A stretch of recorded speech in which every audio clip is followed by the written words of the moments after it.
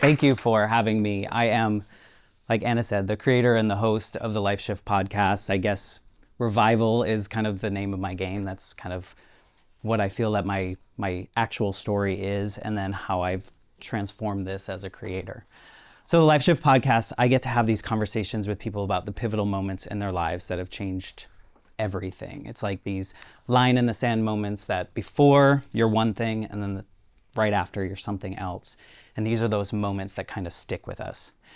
And so what I've realized through this podcast, almost at 200 people that I've talked to now through this podcast, but what I've realized is that that lasting change doesn't really happen right at once. Like something happens and then you don't wake up the next day usually and you're like someone totally different. You're not revived in a day. It's not this phoenix rising out of the ashes kind of moment, but rather it's these little tiny steps. Sometimes they're super unconscious steps. They're like just like one step after another, and then I'm sure all of you have done this before. You look back and you're like, I've come a long distance. There's a lot of change that's happened and I didn't realize I was doing it. And so that's really kind of what this podcast has taught me. When I was asked to do this, Anna reached out and she was like, hey, do you want to do this? And I was like, yes.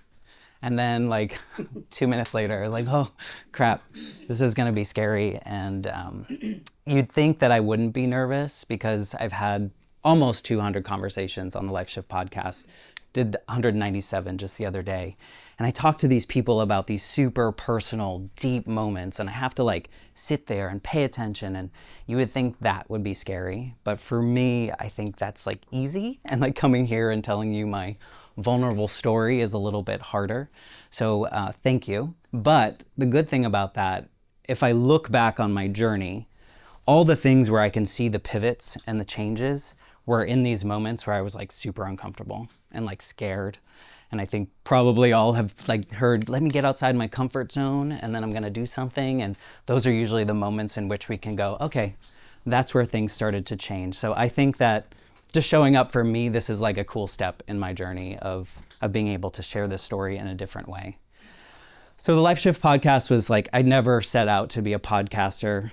As Anna said, I didn't start, but I was at Full Sail. We met at Full Sail University, and I think I met you like the first week of my job when you were filming my videos for my class that I was doing. And so podcasting was never really kind of in the plans.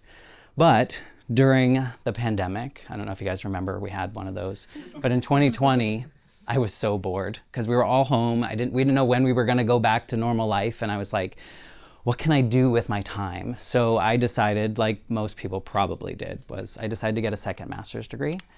And I was like, my brain is rotting right now, so I figure I will go back to school. And I got my MBA when I was like 23, and I think when you're that age, you have a different approach to life. And I was just trying to get A's. I was just trying to impress the people around me. And so this time I went into it thinking, I'm gonna choose things that scare me, because what's the harm? Like, I'm in my 40s, what if I don't do well? Okay, that's okay, right? Like, this was a journey for me. So in spring of 2022, I took a class called The Art of Podcasting, and I picked it because I was like, what am I gonna talk about? Like, I'm not an expert in a particular area. It's not something that, like, what am I gonna do? I'm not Joe Rogan, I'm not these like famous people. So kind of went through the class, we had to do a lot of research, and I always knew as I was trying to figure out what I was going to do for the class assignment, I wanted it to be personal and I wanted it to be meaningful. And so I was thinking through it and I was like, I have a moment in my life. I have this life shift moment that really changed everything for me, and it's been very pivotal. And so I decided I was gonna kind of dig into that a little bit more. So when I was 8, I was visiting my father in Georgia. My mom and I lived in Massachusetts. I lived with my mom full time. So I was just visiting my dad for the summer, and my mom was gonna do her adult things and go on vacations and stuff like that. And one day after summer camp, my dad's boss's wife picked me up, which I thought was like totally weird. Like, why is she picking me up? And brought me to my dad's office. Walking through the office, everyone's heads are down, it's really quiet. I don't know if I noticed it at the time, but I notice it now, like looking back on that moment. And my dad brought me into his office, and he sat himself at the end of his desk, and he looked at me and he had to tell me that my mom had been killed in a motorcycle accident. And at that moment, like everything kind of just got really quiet, like right now. And and like I remember thinking like nothing about what my life was ever going to be the same. Like I was going to have to move states. My sense of security was totally gone because someone was just ripped from my life. My identity of a kid with two parents was kind of gone. So like everything about the future that we had imagined for my life and my family's life was just changed in a second. And so that's kind of where the life shift was born. The idea that like in a moment, sometimes external, sometimes internal, things can change. And then what do we do with it? Like how do we move through? For me, I was 8. So like I didn't know what the heck to do. Like nobody around me knew what to do. This was the late 80s, early 90s. So people weren't talking about mental health or grief or how to help a grieving child through things. It was kind of like, make him happy. He'll be happy. He'll be fine. Kids bounce back. And so it was really a challenge. It was something where if I look back now, I took little steps, took back a couple steps, like, and you just kind of move forward and eventually become this version of me. And I am this version of me. Because of that moment. I'm a different version of me. I'm pretty confident of that because of that moment. And, I look back and I look at all these small steps. And if we think of the theme of revival, it's kind of, you don't realize it's happening in the moment. You don't realize you're changing in the moment. But when you have the ability to kind of go back and reflect on these moments, you kind of have that perspective like, oh, wow, I really did take the steps to kind of move forward. So all that to say that life shift moment in my life, it made total sense why I would want to kind of move forward into podcasting about that and be able to kind of break apart my story a little bit more. Like I wasn't going to just talk about me on the show, but I was going to talk to other people about these pivotal moments in their lives that from one moment to the next, everything was different. And I think about that moment when I found out that my mom had died. It wasn't necessarily when my mom died, but when my dad told me, because my life was the same in between that moment, which is kind of weird to think about. But when my dad said those words, that was my life shift moment. And I think it planted something. Like it planted this version of me, but like I feel like it planted it like so far down in the ground. It like lit a tiny little fire that I knew would burn. I knew would kind of eventually light the way to my journey. But it's so important to me to when I have the ability to look back and see that was like where it started. That was like that little fire that all the things I'm doing now at the Life Shift podcast are because of that little tiny fire or that little seed that we planted or that I planted way back when. And like I said, it's not like we don't show up and like, I'm healed, like everything's great. In a moment. It's like these little tiny things that we either choose to do intentionally, like put ourselves in a scary moment, or we take these little unconscious steps. But everything kind of sparks that journey and takes you a little bit further. And I'm sure that all of you now, maybe some of you might be thinking, oh, what is that pivotal moment in my life that I feel that at one moment everything changed? And again, it doesn't have to be this tragedy. It doesn't have to be a traumatic event. I've talked to a lot of people about like a moment they woke up one day and they read this book that they've read 3 times before, and this time they read a line in that book that sparked a change in them, decided to quit their job, whatever it was, start a new company, whatever brought them to a new moment. But what's important here is that we have the ability as humans to take a moment and reflect. And when we reflect, we realize how much we've changed. Like Chantal, we met 8 years ago or so, and it's like we've changed so much in this time. And at that time we were like, we're good. We're like in a good spot, right? So all that to say, the Life Shift podcast has really taught me, and I think I knew logically, there's such power in storytelling. And it's not just the power that we get from hearing other people's stories. What I've learned by talking to so many people is that there's so much power in telling our story and sharing it with other people. I think it allows us to connect with others because they kind of understand what we're going through or they have a similar feeling. It helps us heal. Like sometimes when I'm telling my story, I tell it in a different way because I have more information now, because I've thought about things in different ways, or I remember a moment that I had pushed down.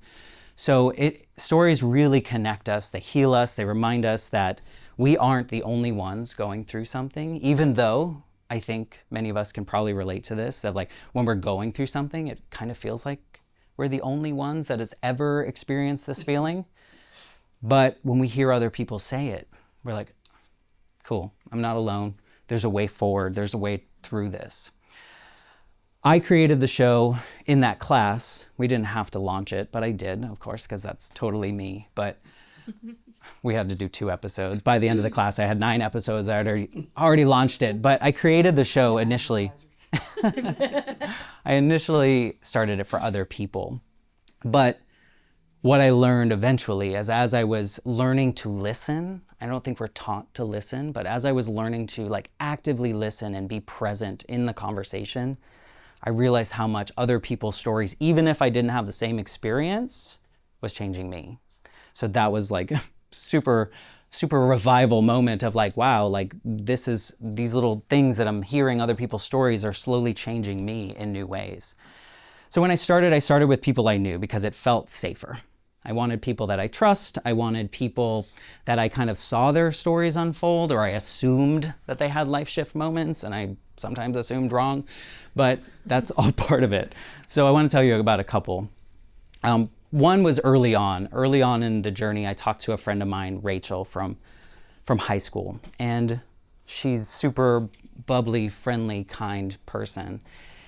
And in the conversation, she was telling me about her journey with meeting her husband, kind of creating this beautiful marriage, this beautiful dreamlike relationship. Then they had 2 young kids, they had 2 daughters, and everything was just kind of perfect. And she was talking about this. And one day her husband was on a work trip and she started getting text messages from him.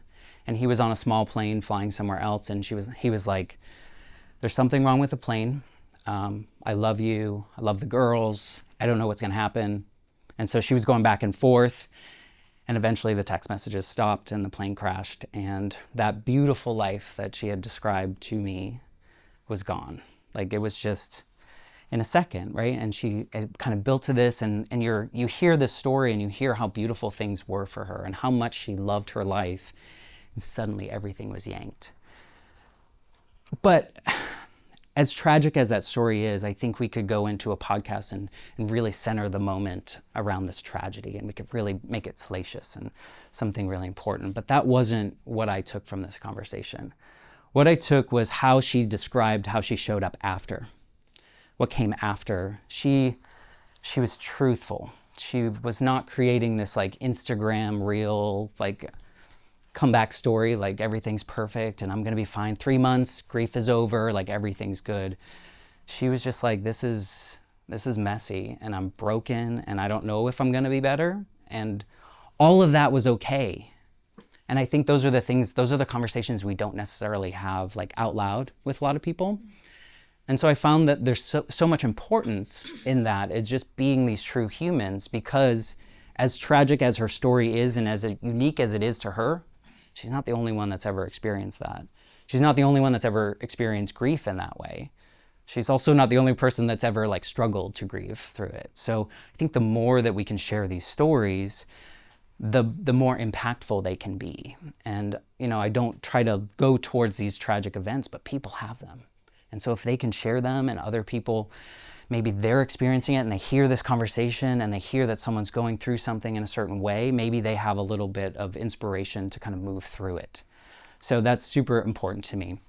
Another story, a little lighter, but have a element of things that we might struggle through and might relate to.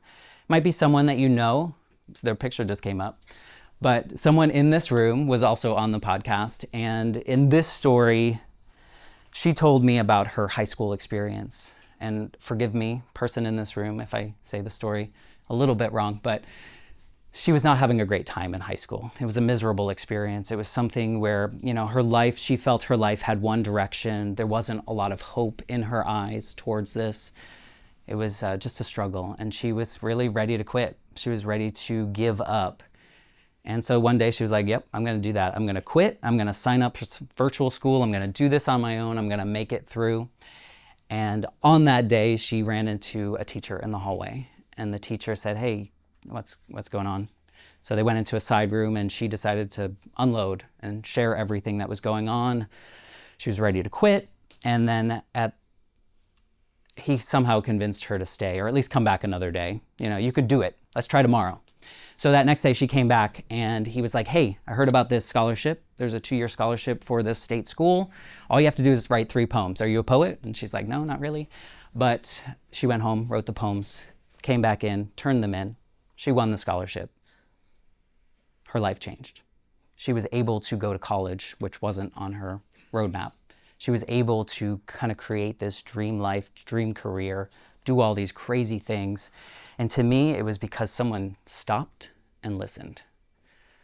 Because if she hadn't shared that story, she probably would have kept on with her path, right? She probably would have gone home, signed up for virtual school, done whatever she had done, maybe not pushed herself out of her comfort zone, but someone was listening. And so I think that's so important to kind of put those 2 stories against each other. They're so different, but at the same time, it's about listening to each other and sharing our stories and knowing that there could be an impact just by doing that, by either listening or sharing the story. So these are the types of stories that I get to hold. They're not all flashy, they're everyday people, they're not celebrities. I mean, I do have a Tony winner on my show, but the story is not, his story is not about being a celebrity. Like, his story is about before winning that Tony Award and breaking a crystal meth addiction, and so these are real stories about real people. He just happens to win a Tony Award, and so these are important stories to tell. And I think what I have learned, when I started these stories, to me, I was going to connect most with people that had similar traumatic events happen to them when they were kids. And I thought those are the important stories. But what I've learned is that every story has something in it that I can connect with, or that there's a listener out there that might hear it and think, oh, I'm not the only person that has ever gone through this. So I think I really, really understand now how important everyone's story is. They don't have to be these big dramatic moments or these big impactful things that have happened to them, but rather they're just their stories, and that's how we connect as humans. I've heard from so many people behind the scenes, whether that's through like a DM or an email or something on my website, of people saying, hey, when I heard so-and-so's story, I really connected with this when they said this, and now I don't feel hopeless, or now I don't feel as broken as I maybe did before. And so I think what's great about these things is, there are plenty of podcasts out there that will tell you the top 5 things to do in order to do X, Y, Z. This one's not about that. This one's not about fixing. It's not about giving advice. It's just about sharing the story. And it's just about hoping that someone out there needs to hear that story in that moment so that they can change into the person that they need to be. And so when I get these messages, I'm like, yes, like, it's working. Like, these people, like people in other countries that I'll never meet ever, will reach out to me and just tell me that they feel seen. They don't feel broken. Or maybe they feel on the other side. I know I'm focusing on like the traumatic side, but they hear someone that like woke up one day, quit the job, started a company, didn't know what they were doing, but here they are, really successful. And they feel inspired to move through that. And in my own revival healing type story, hearing all these stories has healed parts of me. Like I told you, I just connect to a lot of these stories, but there's something about like really listening to somebody's story, and then like it becomes like this weird mirror where you start to see like your stories kind of unfold in the same way, and you're like, okay, cool, I'm not weird. Like life is, this is messy, and like this is what we're working through. So I really learned that listening and having empathy for other people can do so much for you. Like, it's really helpful for other people if you can be empathetic and share in what they're talking about and their stories.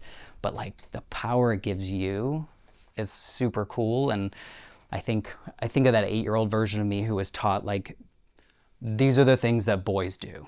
You don't cry, you know, like you don't have emotions, you don't have all these things. And now I think in my 40s, I'm like, just give them to me. Like, let me cry with you, because it's giving me a full human experience versus like whatever I was conditioned to do growing up. So I encourage you to listen to people. I think it's super impactful. So there's one story in the Life Shift where I finally found that for me, the goal of the Life Shift podcast was possible. My goal was always every story needs, like, someone needs to hear every single story, and it's possible that people will feel less alone. So in this particular case, a guest of mine, Beth, came on the show, and she was talking about how just before her 5th birthday, her father died. And she had a pretty terrible relationship with her mother. Her mother wasn't quite ready to be a mother. And so her grandmother adopted her and raised her. And that's not really the story part that I connected with. But when she was a teenager, she was going through the grief journey. I don't know if anyone's ever been a teenager before, but it's quite messy. And if you don't have trauma, it's probably less messy, but it's still messy. But she was kind of going through her grief journey as a teen, and she was telling her story, and she was like, when I was a teenager, I convinced myself that my father wasn't dead, that he was just in witness protection, and someday he would come through the door. And when she said that, like, I couldn't say anything. I was like totally speechless. And I wasn't speechless because, oh, that's weird. I was speechless because I did the same exact thing. When I was a teenager, I made up this fantasy that my mom was also in witness protection, and that once things were safe, she was going to come through the door too. And so hearing her say that, like, I had never told anyone that before because I felt like ashamed. That seems like a weird thing to say, Matt. Like, when you're 15, you're not going to tell people that you thought your mom's not dead, even though you know she is. And so something about Beth releasing that story reminded me that the Life Shift and the goal of the Life Shift is possible, that we can feel seen, we can feel validated. Our stories were not weird. They made sense. We were like teenagers trying to survive something that none of us knew how to process. Nobody was giving us those tools. And so it reminded me that we have so much more in common than we have different, even if our stories are total. That was the only part of her story. I mean, losing a parent was something I could relate to, but that was what stuck out to me. Not the loss, not the things she did after, but that particular moment. So it was really just about being seen, right? Sometimes we just need to, we just had recently the Me Too movement, and so many people were saying, yeah, that happened to me. And it helped other people as well kind of go through their process. And so these stories, the intention here is about sharing, being seen, hearing, and understanding that you're not the only person that's gone through this. It's so powerful to hear that other people have also had something that seemingly was weird or shameful at the time, to decades later feel validated that, like, oh, maybe if I had shared that, things would have turned out differently. Maybe I would have gone through my journey in a different way had I felt open enough to share something that might feel shameful or weird for thinking. So I know I've talked a lot about story, super important, and if we're gonna stick with the theme of revival, super important to talk about story, because if we're not our stories, then what are we, right? But what's nice about my story is that eventually the Life Shift podcast and this idea here reignited what I see as myself as a creator now. I think before, what I would say is that I was a dabbler. I think I started writing, and I would do digital art, and I would draw pet portraits, and during the pandemic, again, I was bored. I released 13 coloring books on Amazon. You can get those whenever you need them. Like, I taught myself to knit. Like, I was really bored. I did not, because I can't eat gluten. Also, yeah. Also, wheat is one of the #1 ingredients in Twizzlers, just in case anyone needed that fun fact. You need to fit that in there. But yeah, so I think, I was dabbling in being a creator, but I never really latched on to anything. And if I look at it now, I think a lot of it was I was just trying to find a place that I fit, or a way to heal, or whatever it was, something that was bringing all these pieces together. And so the Life Shift podcast really helped me be a creator.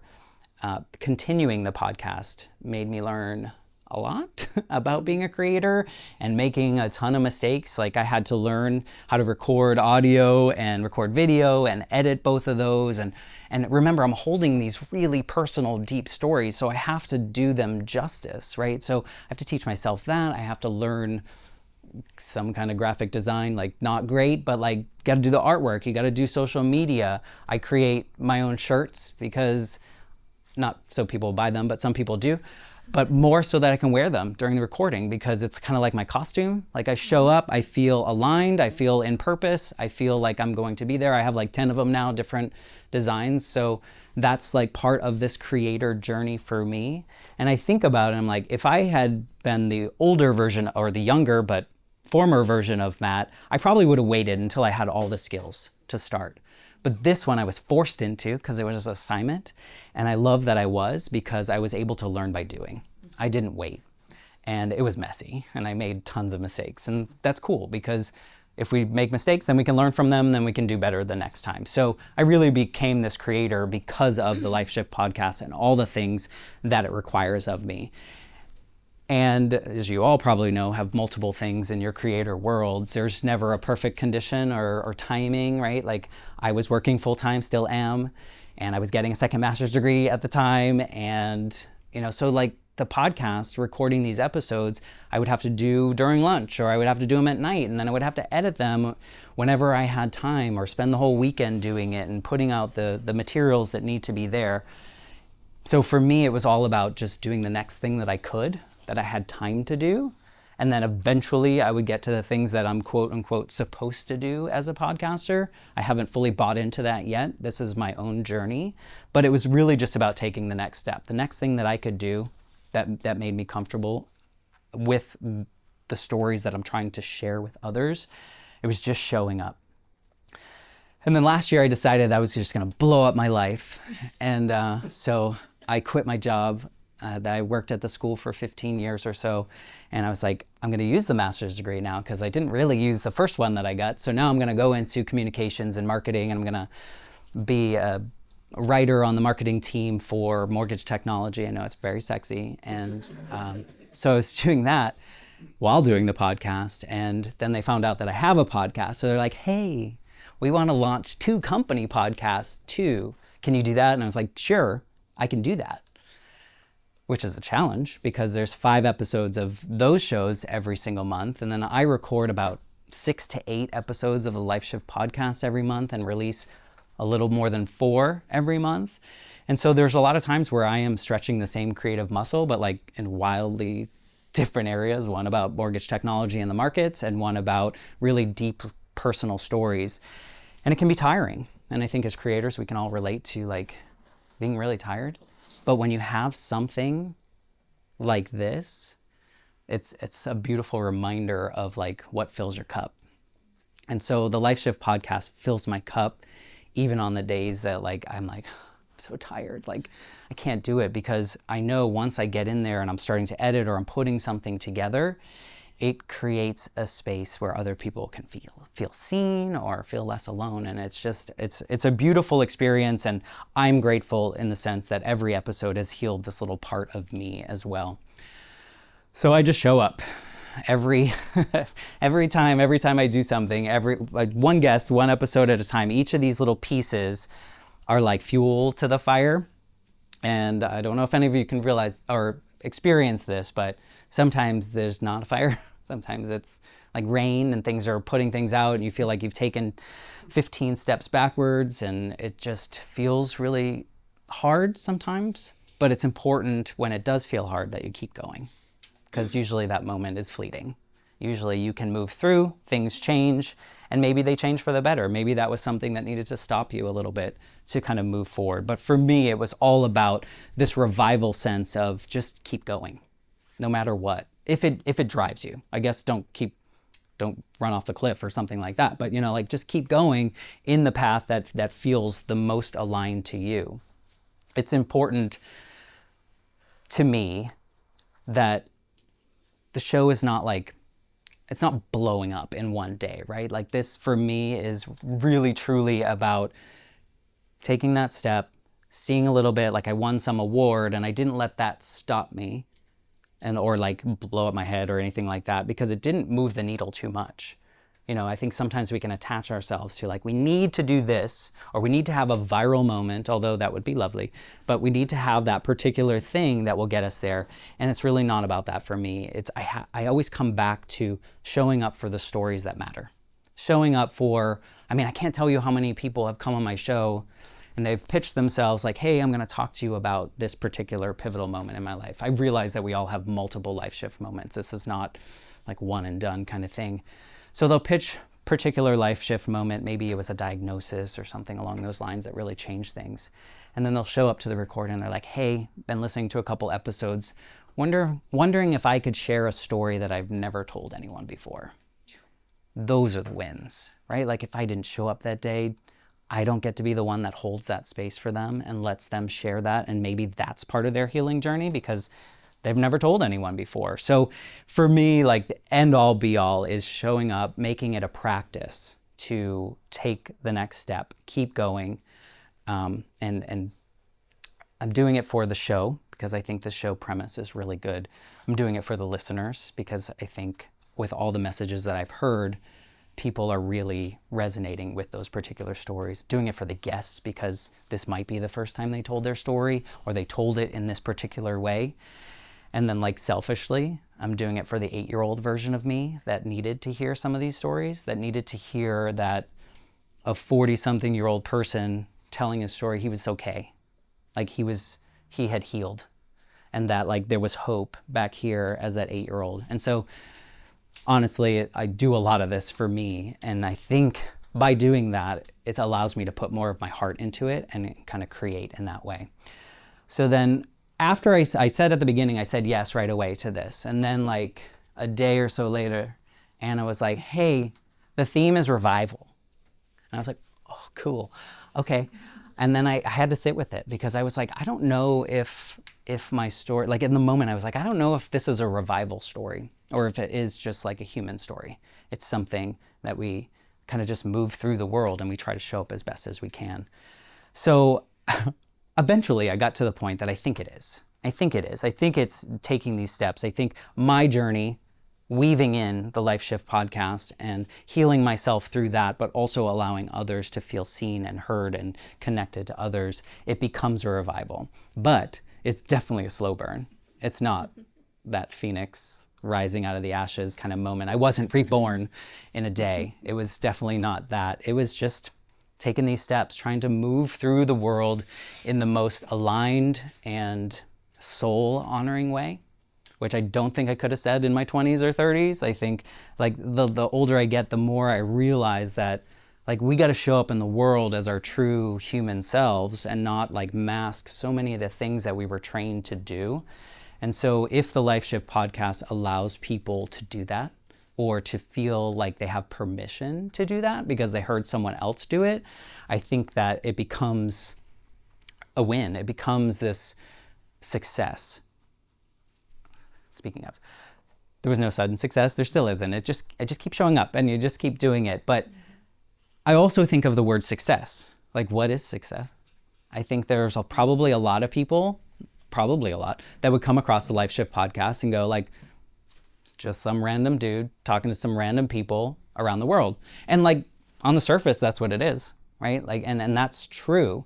But for me, what I think success is when someone tells me either to my face or through a message that like, I feel seen, I don't feel alone. This experience validated mine, like what I had when I talked to my friend Beth. That's the success for me. That's like when I check mark, like I have done it, that's what matters. And so, if someone feels less alone by any story, if the right ears find the right episode, I think we win. I think we've done something that matters. I know I've said this 1,000 times, but we just show up. I think keep doing that. Keep telling your story in whatever way makes the most sense for you. I think as creators, we're like, are we good enough? Like, does our story matter? And I've learned over almost 200 episodes now that every story matters. If you're telling your real story and you're being as authentic as you can to yourself, it matters to the world, so keep doing that. And I want to say thank you right now because, as I said, I was really stupid scared about doing this earlier. So thank you for being part of whatever this journey takes me on, right? Like, I think this is this uncomfortable moment where I can share this story in this way with this slide deck that I made just for you. It's part of my healing journey. Like, I feel like it was scary, and thank you for letting me do it. Thank you for paying attention, and thank you for being part of wherever this life goes for me. So if I can leave you with anything, is please keep sharing your stories. They matter. They're more than enough. They don't have to be dramatic. They don't have to be anything other than your own story. So please keep sharing those. And I just want to say thank you for your time.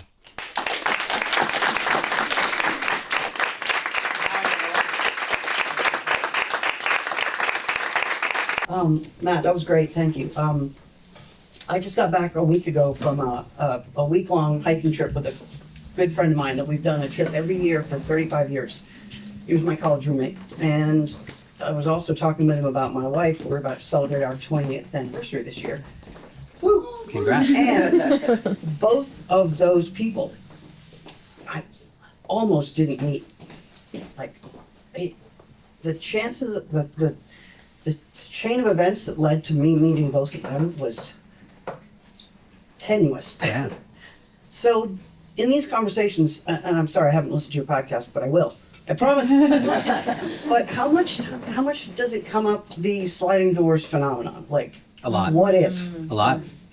Talk about that. Yeah. Is it healthy to what if, or is that just a rabbit trail that's gonna end in I disaster? think it depends on how self-aware you are. I think that a lot of people will do the what if moments, and I think if we're in a destructive way, it could be really bad. You know, there are a lot of tragedy stories where things happened and maybe they could have made a different choice, and so maybe those aren't healthy, but maybe situations like yours can be healthy. I think it's interesting. I think it's interesting in my own journey, if I look back and I reflect on my life, to see the moments like, oh, this happened because if I take a couple steps back, I did that.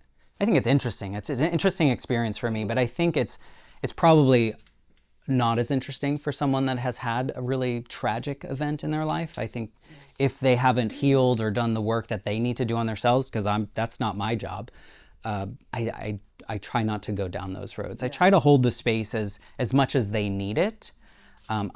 If you listen to the episodes, I'm in 15% of the episode because this is their story. But my questions are coming from my own curiosity, my own mistakes, my own journey and my own thoughts. And so I think I wouldn't push someone in a certain way if I could tell that there was a lot of guilt or something that came along with the moment that they chose. But for me, I love the sliding doors. I love that movie, first of all, because it's fascinating.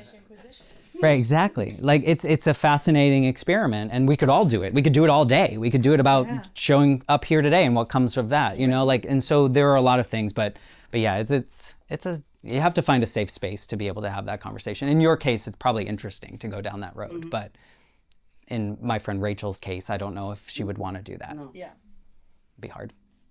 Yeah. How do you choose who's hitting on the podcast? That is an interesting. I've been really lucky. Since October of 2022, I haven't had to look for guests, so that's good. But I get a lot of pitches for the show. I probably get 15 a month or so, and I can't record that many. Well, I could, but then I'm already 12 weeks ahead of schedule right now, and so I have everything through August. So it gets really crazy for my mind if I have too many. So I've learned to kind of read between the lines if whether or not someone has actually reflected on their moment. And so the trick for me now is to ask, what is the very specific moment that is your life shift moment? So when I started the show, I was like, yeah, when my mom died, that was my moment. But my moment was actually when my dad sat me down and told me. So if we can get down to a more narrow moment, it gives me more hope that they've reflected on that moment and we could have a really open conversation. So I kind of go down that road and then all right, do I feel like there's something that the audience could get value from? But I try not to judge it too much because I'm holding people's stories. So if I don't connect with the story, doesn't mean the rest of you wouldn't connect with it. So it's a challenge. It's a balance because it's not like a marketing podcast and people are pitching themselves and they're marketing experts and you're like, yeah, that's easy. I know what you do. This is a personal story. So it's a crapshoot every time I go in because I don't know what they're going to say. Like I had one instance in which I really had to Frankenstein the episode because she wasn't ready. Oh, yeah. And she wasn't ready to dig deep. She wasn't ready for some of my questions. And I wanted to honor her story and her grief and the things she was going through. But at the same time, it got a little awkward. But I didn't want to say, sorry, your story's not good enough. I'm not going to share it. So it's a really tough balance holding these stories. And I don't have the answer of how I choose. It's mostly with my gut, but I do try to push back. And I get a lot of standard pitches where they're like, we love the Life Shift podcast. We think this person would be great. I'm like, you clearly didn't read anything or listen to an episode or anything like that. So those are easy to ignore. If their stories are interesting to me, I might push back and say, okay, this is what I'm looking for. Please repitch me. So I don't think I answered your question, but. Well, for me, like you said, it was when your mom died. Yeah. I recently, on my own, realized it was when my mom didn't die from her cancer diagnosis, and she's still currently alive.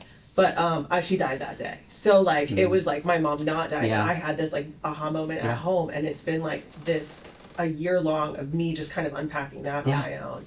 And how that totally shifted my entire life's everything. And it's interesting to look back on, right? But so when you said it today, I was like, oh, he gets it. Like, he knows, like, that you were 8 years old. And like, and it's the same thing. Yeah, I have been working as a hairdresser for almost 30 years, and I hear a story constantly. Yeah. And I just retired, and I was like, what am I going to do with all these stories? Like, I'm not going to tell them, but, like, it was neat to be able to hold that space for them. 99% of the time, they just want you to listen. Yeah, but then you hear something, you're like, oh yeah, that makes sense in my life, or yeah, it's a beautiful experience. And if you want to be a part of the show, definitely reach out, tell your story. No, but I'm saying, like, I think that's a really interesting, not about your people in your chair, but that's a different podcast. That's the gossip podcast. Yeah. Yeah. Any other question? I have another one if there's not any others. Go ahead. I do a lot of interviewing of mostly elderly folks, and I tell the people who hire me, that usually the kids of those people, that being a stranger to them is a huge secret weapon.